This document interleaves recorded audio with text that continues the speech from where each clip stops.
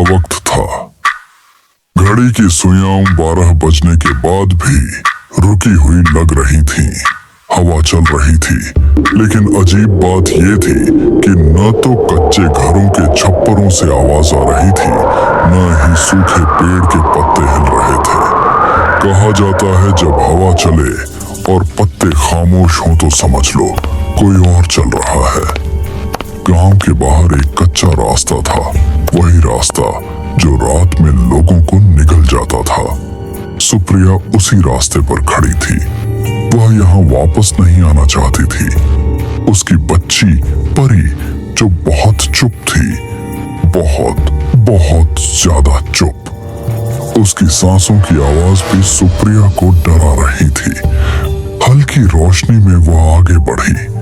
रास्ता पीछे खिसक रहा था और अंधेरा दोगुना होकर हमला कर रहा था, और 1 सेकंड के लिए बस पलक झपकते ही वहां का माहौल और अंधेरे में डूब गया। सुप्रिया को लगा कोई काला साया उसके सामने खड़ा है। कोई नहीं था, लेकिन अब परी का शरीर बर्फ जैसी जम चुकी थी। सुप्रिया ने देखा, परी खड़ी थी, वह मुस्कुरा रही थी, और यही सबसे डरावनी बात थी, क्योंकि इतने जहां सारे बच्चे डरते हैं तो वही परी मुस्कुराती रही थी। सुप्रिया ने हांफते हुए पूछा, क्या देखा तुमने बेटा? परी ने जवाब नहीं दिया, बस गहरे अंधेरे की तरफ इशारा किया। सुप्रिया के कानों में एक आवाज गूंजी जो उसके सिर के अंदर से आ रही थी। वापस क्यों आई? 10 साल पहले का अभिशाप। वह आवाज सुप्रिया को तुरंत 10 साल पीछे खींच लाई। वही गांव, वही खेत, वही पुराना कुआं। ये कुआं गांव के काले इतिहास का केंद्र था। सुप्रिया को अपनी बहन नेहा की याद आई। गांव के मुखिया ने शुद्धिकरण के नाम पर नेहा को बलि देने का फैसला किया था। सुप्रिया ने विरोध किया, लेकिन उसकी चीखों को परंपरा कहकर दबा दिया गया। आखिरी पलों में उसने नेहा को जंगल की ओर धकेल दिया था और खुद को भीड़ के सामने कर दिया था। गांव वालों ने उसे मरा समझकर छोड़ दिया। गांव छोड़ने से पहले बूढ़ी दाई माँ का श्राप उसके कानों में गूंजा था। तूने एक को बचाया पर कुआं नहीं भूला। जो औरत यहाँ से जाती है वो खाली नहीं जाती, उसका अंश हमेशा लौट कर आता है। सुप्रिया को एहसास हुआ कुआं अपना कर्जा वसूलने आया था और परी अब उसकी प्यास थी।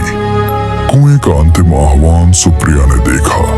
उसकी बच्ची परी कुएं की तरफ खींची चली जा रही थी। सुप्रिया उसको रोक नहीं पा रही थी। न जाने कैसे उसका शरीर एक जगह थम गया, जिसकी वजह से वो हिल भी नहीं पा रही थी, और परी का शरीर किसी प्रचंड शक्ति से भर गया था। परी कुएं के बिल्कुल किनारे पर खड़ी थी। हवा बहुत तेज आ रही थी और साथ ही कुएं की गहराई से भी आवाज आ रही थी। एक को बचाया था, दूसरी को क्यों ले आई? हिसाब तो पूरा होगा। मैंने तेरा इंतजार किया सुप्रिया। लेनी है तो मुझे ले, मैं ही वो हूँ जो भागी थी। तू पहले ही मेरी है। तेरी कोख से जन्मा हर अंश भी मेरा ही है। जमीन कांपने लगी। कुएं के मुंह से धुएं निकलने लगे। पूरा गांव एक साथ जमीन के अंदर धंस गया। अचानक एक तेज चीख के साथ सब शांत हो गया। सुबह हो चुकी थी। सूरज की पहली किरणें मिट्टी पर पड़ रही थी। सुप्रिया सड़क पर थकी हारी बेहोश पड़ी थी। परी भी वहीं बेहोश पड़ी थी। सुप्रिया को लगा कि वह बच गई, लेकिन जब बच्ची परी की आंख खुली तो उसने अपनी मां की आंखों में खो गई। लेकिन सुप्रिया के मन में अब डर की जगह एक अजीब सी भयानक शांति थी। वह जान गई थी कि वह अब अभिशाप का हिस्सा बन चुकी है। दोस्तों, वीडियो कैसी लगी कमेंट में जरूर बताना, और अगर आप नए हैं तो चैनल को सब्सक्राइब करना ना भूलें। मिलते हैं अगले डर भरे सफर में। Chill and ट्रिल।